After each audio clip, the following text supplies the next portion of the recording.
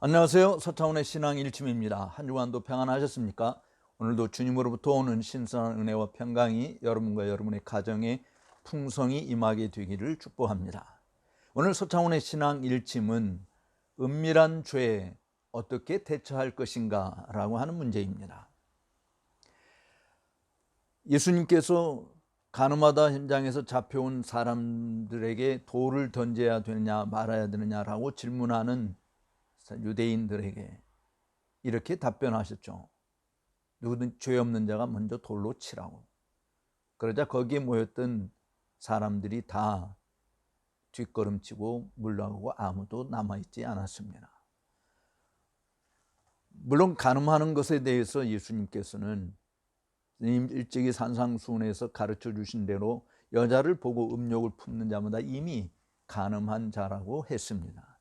즉 음욕을 품었다라고 하는 이 부분, 이 자체가 은밀한 죄라고 하는 사실을 말씀하고 있는 것이죠. 우리는 종교계, 특별히 우리 기독교계 또는 정치계 또는 경영계 또는 학계의 유명한 지도자들이 밀실에서 죄를 범한 사실이 폭로가 되면 큰 뉴스거리로 부각되죠.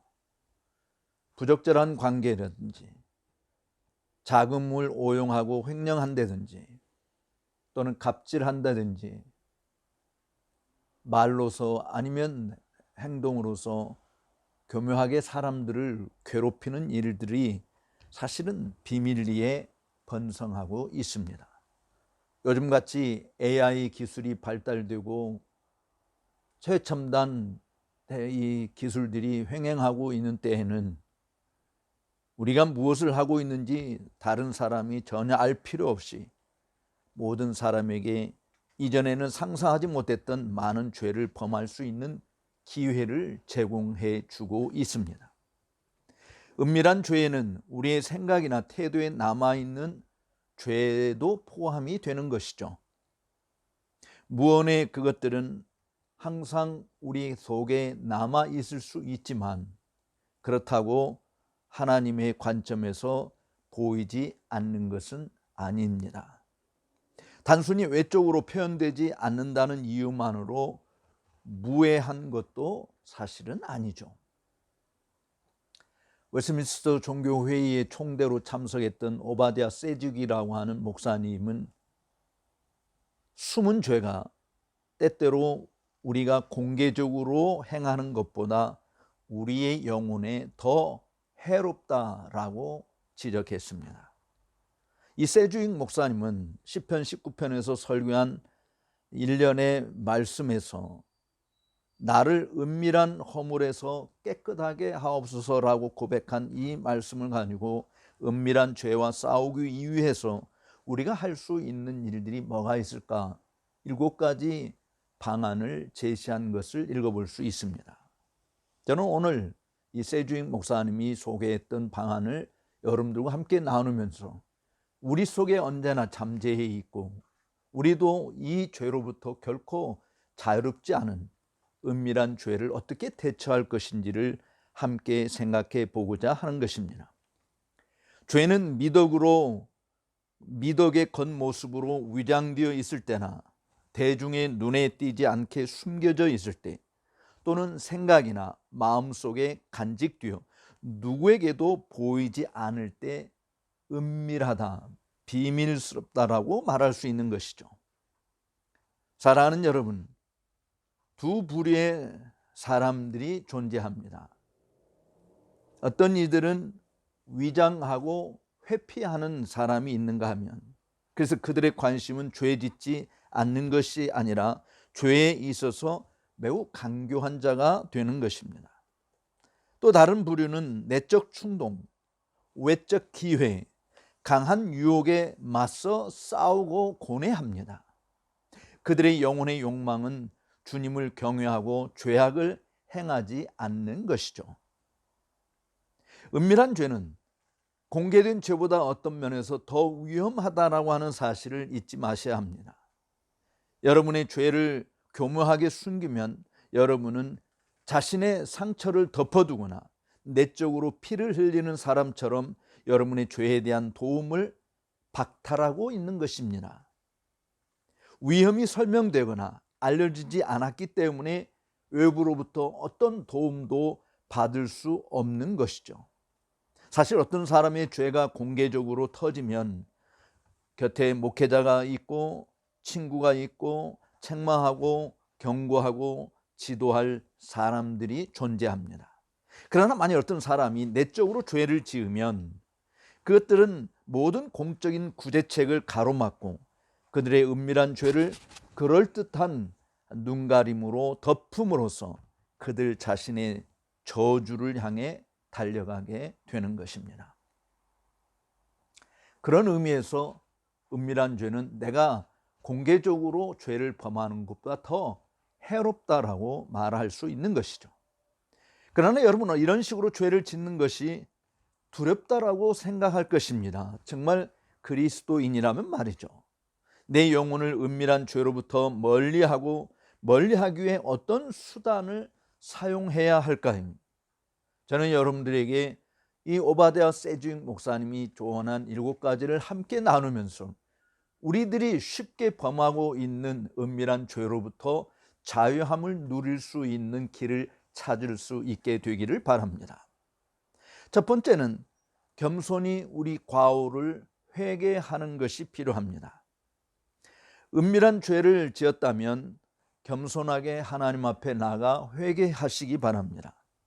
같은 종류의 오래된 죄로 겸손해지지 않았다고 한다면 새로운 죄를 거의 피할 수는 없을 것입니다. 미래의 신중함은 이전의 슬픔 없이는 좀처럼 나아지지 않을 것이기 때문입니다. 만일 당신이 은밀한 간음자요, 음행하는 자요, 도적질하는 자요, 험담하는 자요, 억압하는 자요, 거짓말장이요, 술고래였었다고 한다면 속히 슬퍼하고 속히 회개의 자리로 나아가셔야 합니다. 늦으면 늦을수록 하나님의 진노가 더 커지기 때문입니다. 여러분의 은밀한 사악함을 깊이 통곡하십시오. 가능하다면 피눈물이 날 정도로 하나님 앞에 애통하는 자세를 가져야 할 것입니다. 여러분이 자신을 심판하지 않는다면 하나님은 반드시 우리 자신을 심판하시기 때문입니다. 여러분의 죄가 은밀해서 여러분의 가책이 작을 수도 있다고 생각하지 마십시오. 너희가 감히 이런 식으로 하나님을 경록하였으니 차라리 자책이 넘치고 눈물이 넘치며 통회하는 거 마땅치 아니하냐? 이것이 사실은 우리 속에서 내적으로 성령께서 들려주시는 소리일 수 있는 것입니다. 은밀한 죄악들이 우리에게 다가오는 것, 루터가 이야기한 것처럼 새가 우리 머리 위로 지나가는 것 막을 수는 없겠죠. 그러나 분명히 둥지를 트는 것은 막을 수 있다라고 하는 것이죠. 따라서 우리가 은밀한 죄에 빠져 있을 때 공개적으로 죄를 범한 것과 마찬가지로 속히 회개의 자리로 나오는 것이 필요한 것입니다. 두 번째는 죄 짓는 기회들을 피하는 것이죠. 왜 당신은 나의 이 나쁜 본성, 나의 이 마음, 날 유혹하는 악한 사단이여 라고 말을 하고 변명합니까? 그렇습니다. 여러분은 눈물도 많이 흘렸을 것이고 슬픔도 많이 겪었을 것이고 고민도 많이 했을 것입니다. 결심도 많이 했습니다. 저 자신도 그랬으니까요. 지금도 마찬가지라고 봐니. 기도도 많이 하고요. 간구들도 많이 했습니다. 그러나 여러분은 여전히 은밀한 죄를 짓고 있습니다. 왜 그렇죠? 그 이유가 뭡니까? 기도는 죄에 대해 아무 효과가 없는 것일까요? 눈물은 아무 소용이 없나요? 내가 겪고 있는 문제들, 맹세, 누수를 막고 창문을 닫고 문을 잠그는 그런 등의 뭔가가 추가된다고 한다면 이 모든 것들은 실제로 뭔가를 성취할 수 있을 것입니다. 기회의 도발을 양심적으로 조심스럽게 피한다면 말이죠. 그렇지 않으면 그들은 무의미한 것입니다. 여러분이 기도한 다음 여러분의 은밀한 죄로 끌어들이는 것에 대항하여 여러분의 힘을 시험한다면 사실상 여러분은 잠시 하나님을 찾고 다음에 일어나 그분을 시험하는 것 외에 무엇을 하고 있겠습니까? 하늘을 가까이 하고 기회를 멀리한 다음 하나님께서 여러분을 죄에서 지켜주지 않으실 것인지 말씀해 달라고 외쳐야 되지 않겠습니까? 사실 우리는 죄를 즐기는 존재다라고 이야기해도 틀리지 않아요. 죄의 맛에 빠져 있어서 죄를 미워한다고 말은 하지만 육체의 본능으로 이끌리는 일들이 얼마나 많이 있습니까? 그런 기회들을 차단하는 것이 필요한데 용기 부족 아니면 의지의 부족 아니면 뭘까요? 사실은 용기도 부족하고 의지도 부족하다고 이야기할 수 있지만 죄를 은밀히 즐기고자 하는 이 육체의 욕망이 더 커지기 때문에 일어나는 일들이라고 볼 수 있을 것입니다. 그런 의미에서 세 번째로 이 세주임 목사님은 유혹의 뿌리를 짓밟으라고 이야기했어요. 뿌리채 뽑아버리라라고 하는 것이죠. 우리가 나무를 밑둥 자르면 거기에서 다시 꽃이 이파리가 나고 꽃이 필 수 있지 않아요. 나무가 자라죠. 그런데 뿌리채 뽑아버리면 더 이상 자라날 수 없는 것이 되는 것이죠. 기회와 죄를 짓게 하는 것들을 피할 수 있더라도 여러분의 자아를 제거할 수는 없습니다. 자아 안에는 드러냄, 성향, 묵상을 통해 죄를 범할 기회를 가져올 수 있는 무언가가 있는 것이죠.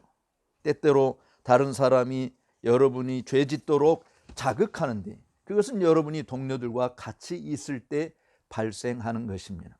혼자 있을 때는 용기가 없어서 못하다가도 친구들, 동료들이 옆에 있으면 그저 어울려서 악한 말을 내뱉는 일을 하는 것만이 아니라 무모한 짓도 벌이게 되는 일들을 우리가 경험하지 않습니까? 때때로 여러분 자신의 마음이 여러분을 죄에 이르게 하는데 그것은 여러분이 외로울 때일 것입니다. 생각이 슬그머니 빠져나가는 순간 이제 상상은 우리의 마음, 의지, 애정과 협의를 하게 돼요. 그러므로 은밀한 행동에서 벗어나고 싶다고 한다면 바로 이 은밀한 생각에서 벗어나야 할 것입니다. 다윗은 나의 힘이요 나의 구속자이신 여호와여 내 마음의 묵상이 항상 주 앞에 연락되기를 원하나이다 라고 시편 19편 14절에서 기도하고 있습니다. 두 가지 전략은 은밀한 죄에 대한 공격에서 결코 실패하지 않으리라고 봐요. 어떤 전략이요? 하나는 모든 죄의 뿌리를 뽑아내는 것입니다. 다른 하나는 죄에 대한 첫 번째 생각을 억누르는 것이, 즉 죄가 떠오를 때 그때 바로 짓밟으라고 하는 것이죠. 사랑하는 여러분, 삼손의 팔을 묶는 것은 아무 소용이 없었습니다. 그의 힘이 거기에 있지 않았기 때문이죠. 그의 머리털만 잘리니 기력이 수하여 쇠약해진 것이지 않습니까? 죄의 행위만 참는 것은 죄의 행위를 없애는 길이 아니라고 하는 것이죠. 나쁜 행동을 제거하는 유일한 방법은 나쁜 본성을 제거하는 것입니다. 우리에게 있는 옛 본성들, 사실은 옛사람을 벗어버리고 새 사람을 입은 자들이지만 여전히 죄성이 남아서 우리를 괴롭히고 있잖아요. 사실은 그 부분을 제거하는 것이 필요한데 우리 힘으로 그게 가능한가요?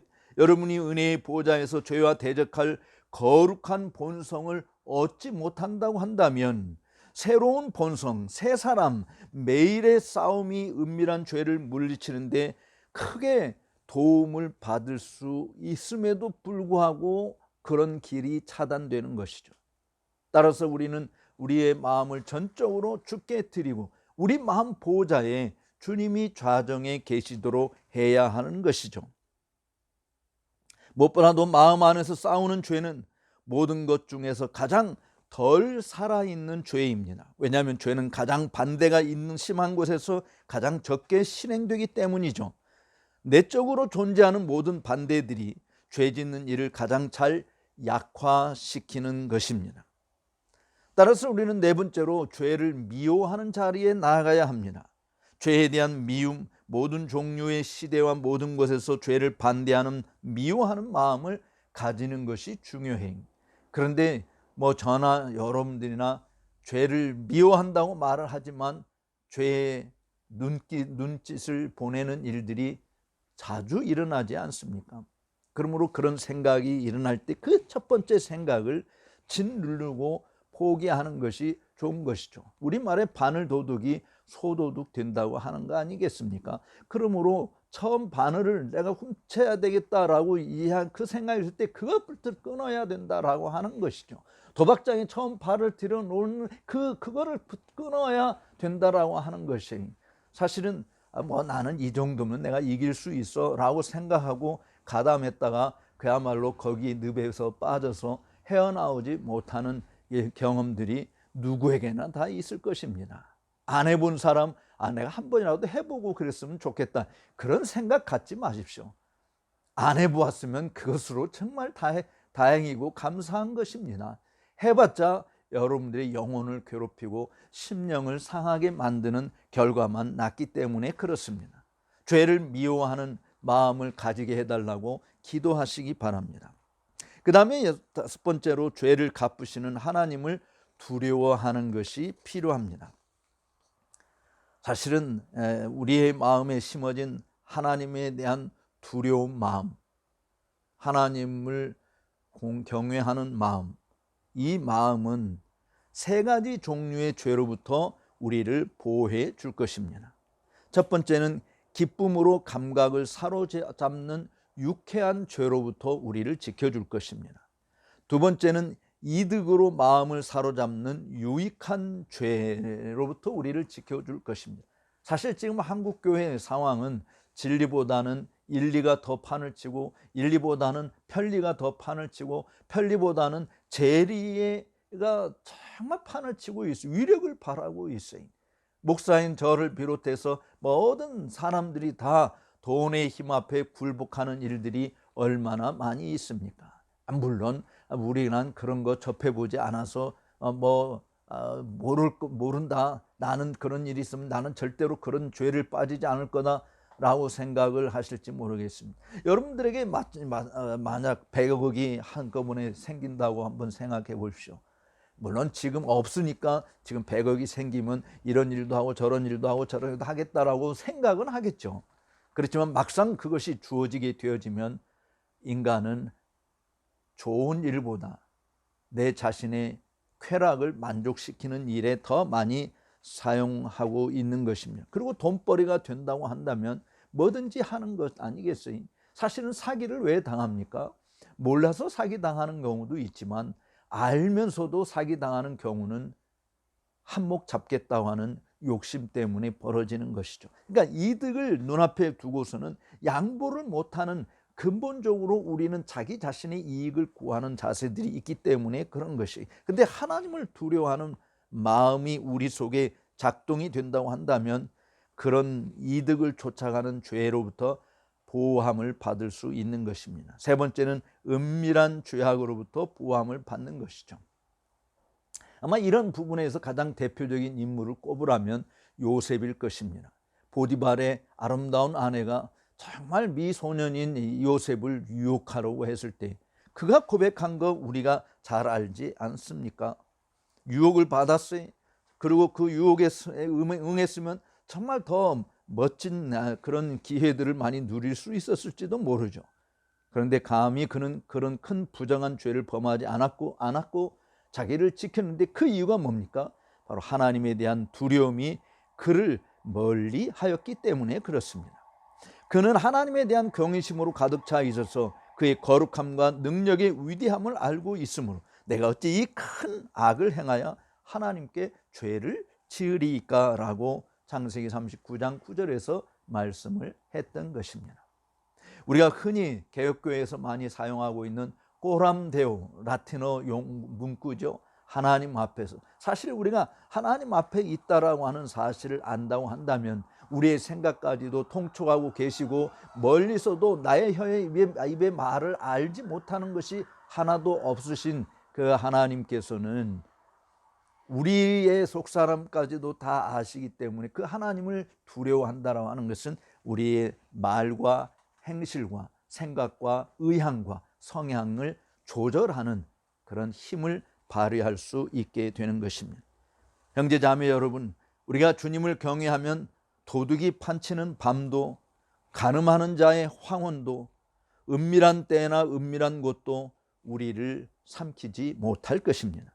그 대신에 우리의 지배적인 원칙은, 그러나 하나님은 나를 보신다가 될 것입니다. 하늘과 땅이 큰 심판관이시오, 거룩하신 이시오, 모든 죄를 미워하시는 하나님이시오.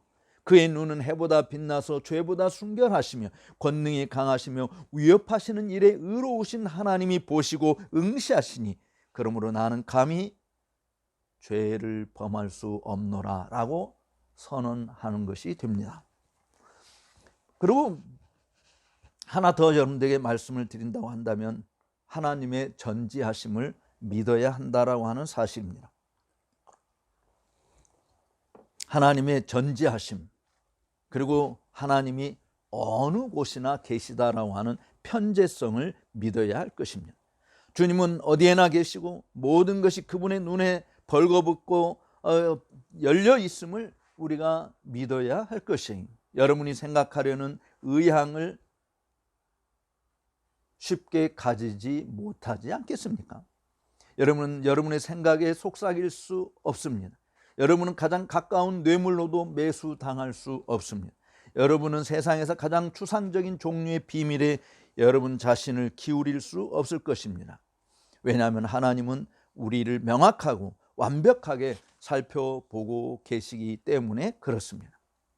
항상 하나님이 우리와 함께 계시고 우리와 항상 함께 하시는 두 분, 곧 재판관과 기록자, 즉 하나님과 양심이 계시다고 하는 것과 하나님이 우리의 모든 생각과 길과 방식을 잘 알고 계시다는 것을 믿을 수 있다면 이것은 우리에게 경외감을 안겨줄 것입니다. 아내가 남편이 보는 앞에서 바람을 피울 수 없듯이 말이죠. 주인의 눈이 크게 뜨고 우리를 바라보고 있는데 종이 주인의 금고에서 몰래 돈을 훔쳐갈 수 있겠습니까? 하나님이 보고 계시다라고 하는 사실을 잊지 마시기 바랍니다. 마지막 7번째는 마음을 바르게 세워가시기 바랍니다. 정직함은 내적인 기질인 반면에 위선은 외적인 양상입니다. 시편 119편 2절과 3절은 이렇게 말합니다. 전심으로 여호와를 구하는 자가 복이 있도다. 실로 저희는 불의를 행치 아니하고 주의 도를 행하는도다라고 말했습니다. 성신이 이렇게 우리 내적 자아를 움직입니다. 자아를 형성하고 세워가는 일을 합니다. 성실은 하나님이 이 진리를 기뻐하시고 참으로 내 속에 있는 진리를 기뻐하시는 줄을 알며 모든 일에 하나님을 기쁘게 하려고 애를 쓰는 것이죠. 남들이 가장 소홀히 여기는 그곳에서, 곧 가장 은밀하고 후미진 곳에서 하나님께 최고의 사람으로 자신을 드러내고자 애쓰는 것이죠. 은밀한 죄, 우리가 눈을 감을 때까지 우리를 괴롭힐 것입니다. 이 죄와의 싸움은 이 세상에서는 끝나지 않습니다. 그러므로 우리는 언제나 우리를 능히 도우시고 우리를 진리 가운데로 인도하시고 구속함을 받은 자들만이 다니는 거룩한 길로 다니게 하시는 진리의 영이신 성령님을 의존하고 길이요 진리요 생명이신 주님을 앙망하되 전심을 다하여 앙망함으로 죄와 싸워 이기는 능력의 그리스도인들로 살아갈 수 있게 되기를 진심으로 축복합니다. 오늘 서창훈의 신앙 일침을 들어주신 여러분께 감사를 드리며 나가시기 전에 좋아요, 구독 버튼을 눌러주시면 고맙겠습니다. 다음 주에도 뵙겠습니다.